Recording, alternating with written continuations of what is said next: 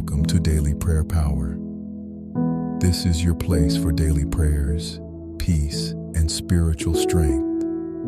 Today, we begin with a simple but powerful prayer, a prayer to invite God's presence into your day.